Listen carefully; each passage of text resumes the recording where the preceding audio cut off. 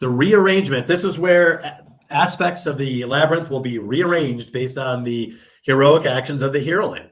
She has made a stand. She broke the truce. She's not going to change her mind. And now the native culture has turned against her, and the masked minotaur is marshaling social forces against her. So now we have a pivot to confrontation. This is what the heroine was hoping to avoid for social harmony, but now it is no longer possible. So the conflict metastasizes for the last part. And we have the poisoned apple, the unmasking the minotaur, home as battleground, the shield maiden, the broken spell, and atonement. Yes. I love your names for all these, by the way. Oh, thanks, man. It took a while to find the exact right words that encompassed the archetypal event or design that's happening. And the poison apple is amazing by how often it appears. So like I said, the minotaur is now pissed off. And he can't persuade the heroine. So the masked minotaur of the story almost always issues what's called a poison apple, which is a attack of deception, like an apple, something pleasing that the heroine ingests. It's almost always something internal. She ingests it, it's injected or inserted, or consumed in some way, shape, or form. There's so many examples of this. Obviously, Eve bites the apple. The Tracker Jackers disorient Katniss Everdeen in the Hunger Games. Even Princess Leia, when she's captured, Darth Vader has that mind probe with a syringe sitting there. Sarah Connor is injected with a syringe to subdue her. Maleficent drinks that poison that the masked minotaur has her before he takes her wings off. Time and time again, heroines are deceived with a poisoned apple. Snow White is another obvious example. Yeah. Just like Eve, I want to point out, I've heard the theory that it is a moral test that the heroine fails.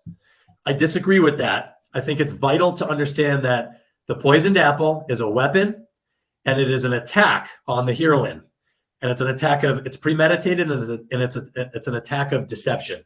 So in my opinion, it indicts the masked minotaur, not the heroine, when that poisoned apple is delivered.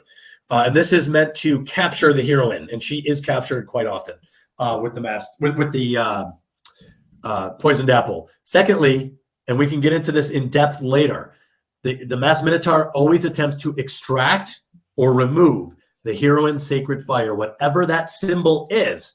The masked minotaur is trying to pull that out and extract by force, without permission or consent, the sacred fire of the heroine. So images of the unconscious heroine appear a lot with the masked minotaur hovering over the top after that poisoned apple is delivered. It's an incredible archetypal image and scenario. Obviously, so this will move to the next moment in the heroine's labyrinth, which is called the unmasking or unmasking the minotaur. Once the poison apple is delivered, the heroine is aware that this is no longer an equal battle or an equal discussion. There's no bargain to be made. A red line has been crossed. The heroine must confront the minotaur one way or the other. And in another distinction between the hero's journey and the heroine's labyrinth, it's not necessarily single combat that's so emphasized. It's the unmasking of the minotaur that's emphasized. So the heroine must remove the mask of the minotaur in order for the inhabitants of the labyrinth to see the truth about the minotaur, which is that he is an animal tyrant. He is not a benevolent human, as the deception says. So the unmasking is a critical next stage in that confrontation. And sometimes the battle takes place. It's a split second. It de-emphasizes combat. Like in Tangled, Mother Gothel she's like, okay, so now I'm the bad guy. That's the unmasking. She's been unmasked. She's now going to forcibly capture Rapunzel. She's not pretending to be her friend or loving mother. And after the battle, which is one, she falls back and falls out a window. Like, it's over. It's real quick. Kill Bill, same thing. He delivers the poisoned apple by shooting her with that dart gun. Heroine is knocked out. And when she kills Bill, she uses that one quick move, and then that was it. So combat is de-emphasized in favor of unmasking the minotaur. And then this next theme is huge. Home is battleground. Whereas heroes are far away from home and usually fight in single combat against the villain, heroines are almost always at the center of the labyrinth is home.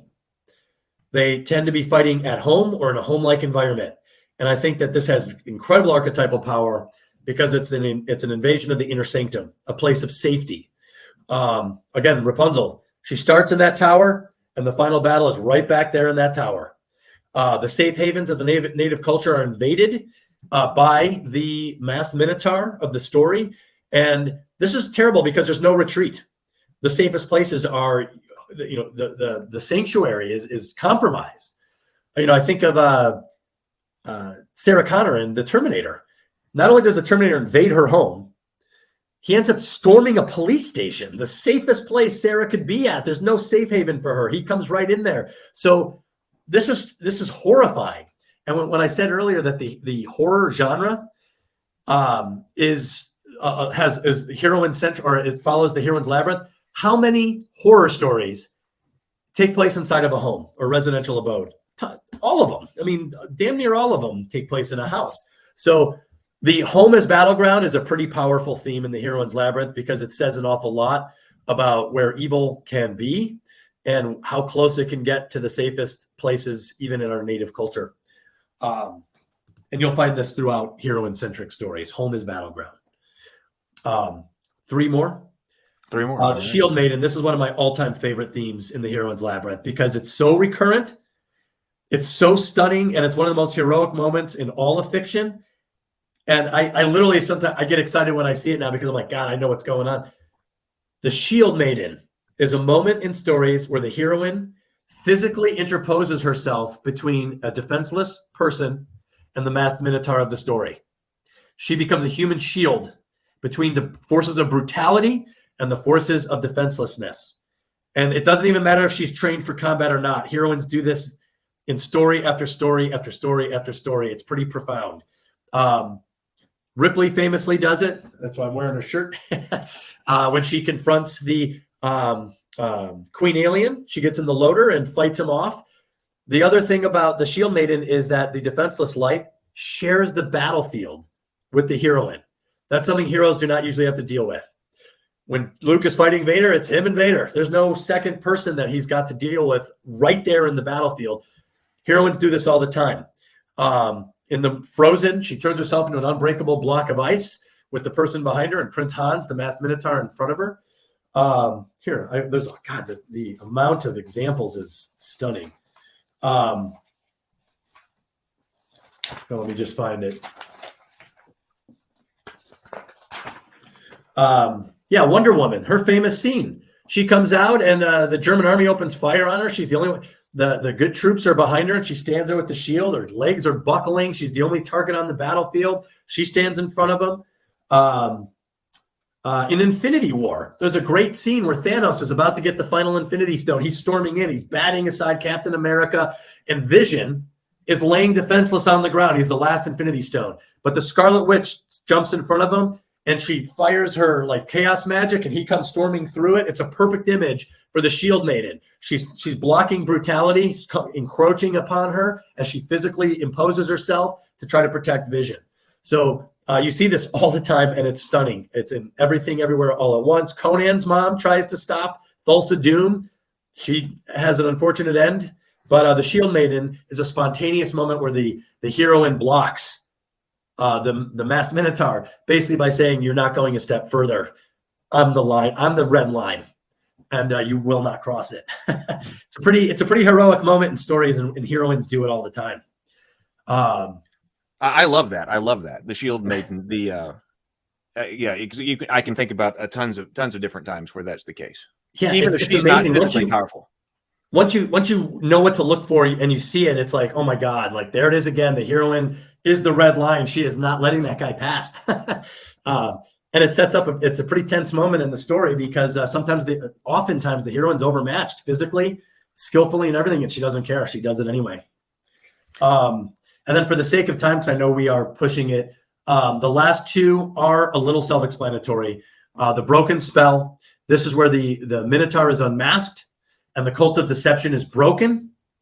And the immediate restoral, or I don't think that's a word, the immediate restoration of the native culture's better side, the part that has been tyrannized is rapidly returned or restored. It's kind of an interesting thing. You think of like Swan Lake or Cinderella or Moana. the spiraling green comes in. So it happens really quick. And I do think there's reasons for an immediate restoration of the good that are pretty deep when you think about it. But the broken spell is when the Minotaur's power is broken and the good part of society is restored. And that is a pretty common ending to hero-centric stories. And then finally, the hero's journey has atonement with Father. And I almost never try to mirror the hero's journey. However, atonement is important because it gives the character some resolution. And when I searched the hero's journey for what it was the hero got, what did he get? What was he unconsciously looking for? What was he searching for this whole time? My answer is worthiness.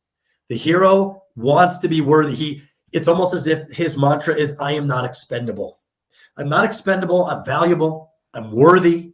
That's why you see heroes get medals awarded to him by the native culture. He's now distinguished. Heroines, I don't think, are looking for worthiness in the same way. From what I could tell, my best answer is validation. They saw something about the native culture that wasn't right, and they were told they were wrong. And by the time the spell breaks, they have been validated. So I think the heroine does search unconsciously for validation, proof that she was right all along. And then atonement tends to take three ways. Atonement with self, where the heroine faces herself and forgives herself, perhaps releases the guilt she had been carrying for breaking the culture or the captivity bargain. Atonement with native culture, which is a big one. There's so much conflict between heroines and the native culture. Getting the native culture to acknowledge the heroine was right, to validate her, is a big thing for heroines.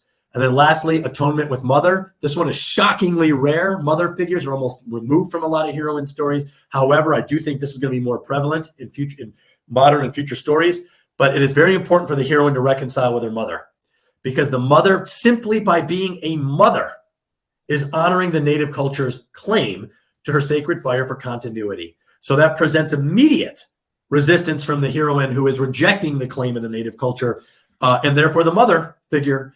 So for them to reconcile at the end of the story, if the mother figure is present, is an important form of atonement. Some stories feature one or all three of these forms of atonement for the heroine, and they're all different, but they all are they're all important. And that's it. That's essentially the arc for the heroine's labyrinth. You can see the themes are not like the hero's journey. They're completely like different and recurrent. And they all seem to tell us something about the struggle and the plight of the heroine in our story.